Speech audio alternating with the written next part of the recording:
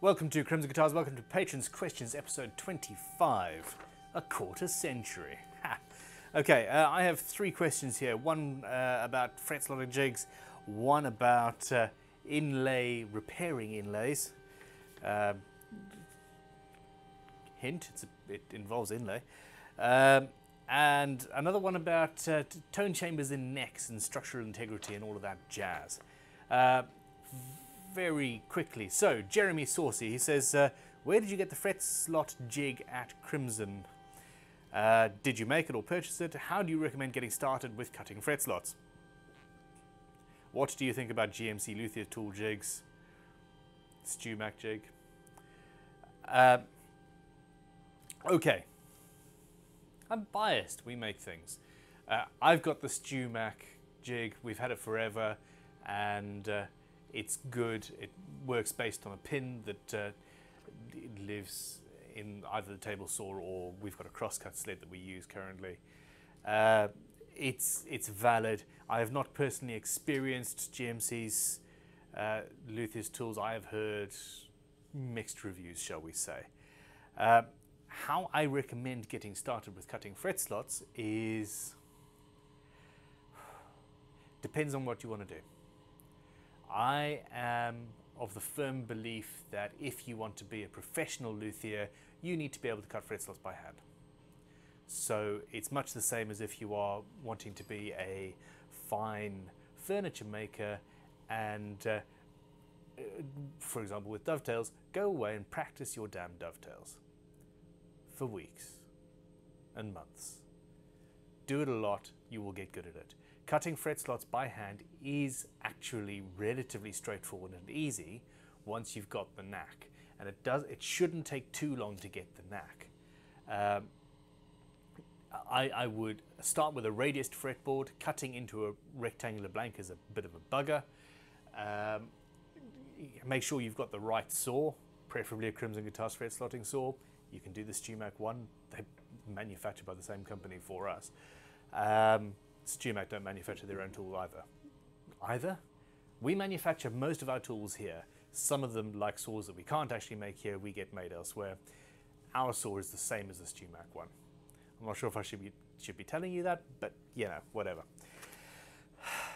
So that's what I would do. However,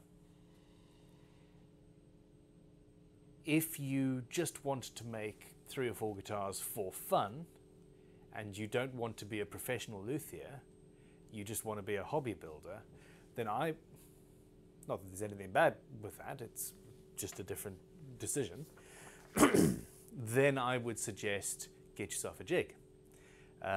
We currently don't do a fret slotting jig. I've got an awesome design for one, but we just haven't got the time to manufacture it, which is boring and annoying.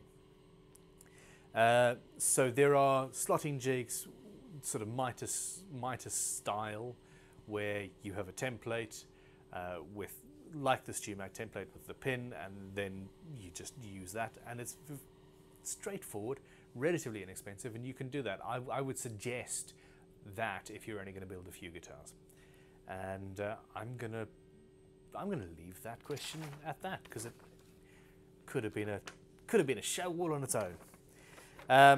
David Wilson Neeson, he says, Abalone inner help please. Hi, a quick question. I'm building my first guitar and have come to the first problem I can't work out on my own.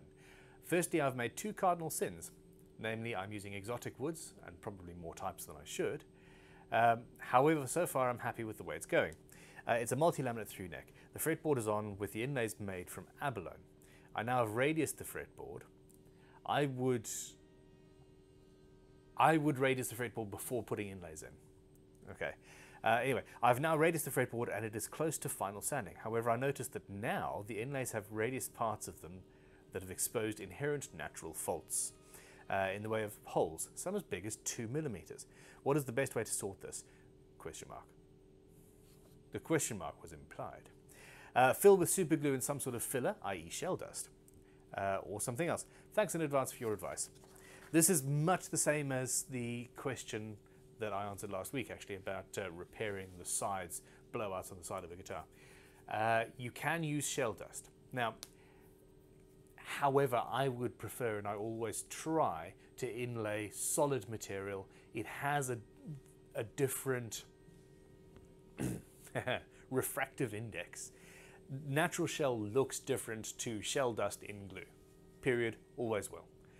Now, where you are lucky is this is in abalone, and abalone is naturally swirly and gorgeous and has bits and pieces and stuff in it, and you can get away with filling it with any number of things that would look like a particularly interesting artifact. If you have lots of holes, I would say fill the 2 or 3 biggest ones with natural shell if possible. Doesn't have to be perfect, just something that takes up most of the space, and then fill with even ebony dust, because a lot of abalone has those black swirls going through it. So ebony dust around shell will look like a natural inclusion, just part of the shell. So that is what I would suggest, dust and shell. If it's mother of pearl, you probably won't have these inclusions actually, so the point is moot. All right, swiftly moving on.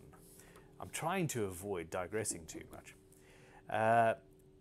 This question, oh, there we go. I didn't see his name. This question is from Aaron Mix. He says, I was wondering, you have said before in your videos that tone chambers in the neck have a, I can't say the word tone without being sarcastic now, it's crazy.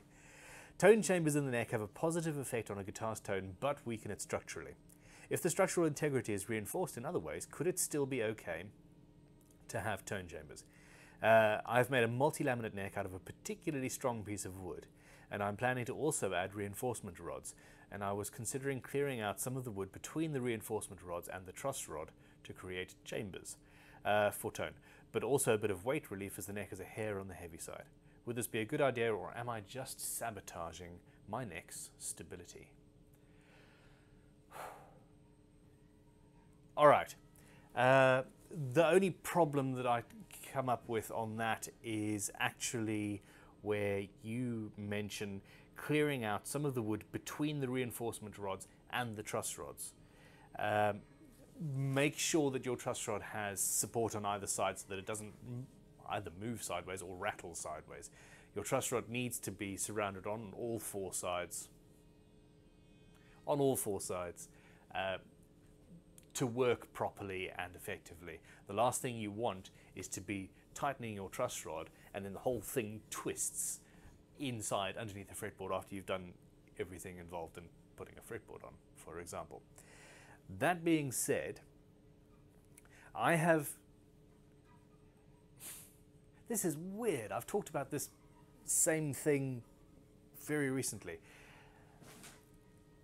The guitar that I built, or the guitars, the instruments that I built tone chambers into the necks were multi-string tapping style instruments, and 8 strings, very wide necks, multi-laminate. They had enough space for a significant tone chamber. A normal 6-string guitar neck is less likely to have enough space to have a meaningful tone chamber, I think. I really do want to actually experiment with this. Much the same as scalloping frets. You're removing material, you're helping the neck to vibrate more, and I really think that a vibrating neck... Listen to the back of your neck next time you play the guitar neck. Yeah, that'll be difficult. It does have... There's a lot going on there. More than most people think, I think. So, yes, put in carbon fiber, and if it feels stable enough, I think you would be fine, especially considering this is a multi-laminate neck with a particularly hard wood.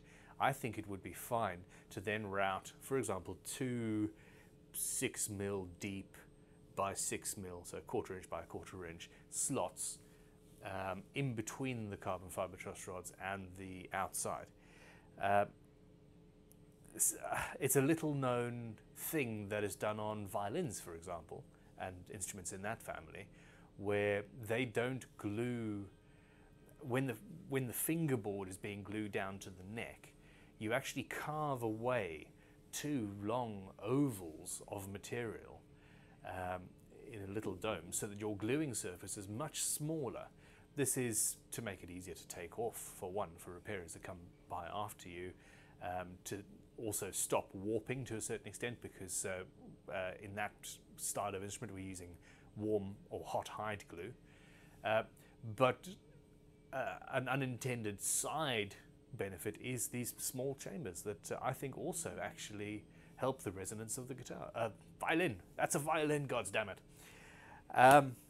So I would say is, if you think that you have the strength there, absolutely go for it, 100%. And